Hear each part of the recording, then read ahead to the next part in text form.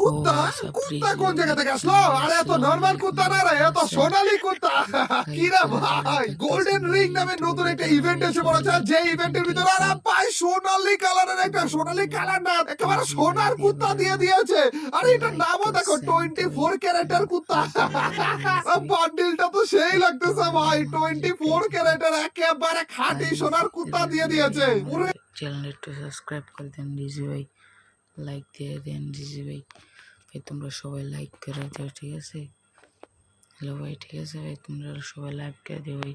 তোমাদের জন্য ভাই অনেক অনেক ভালোবাসা রইলো।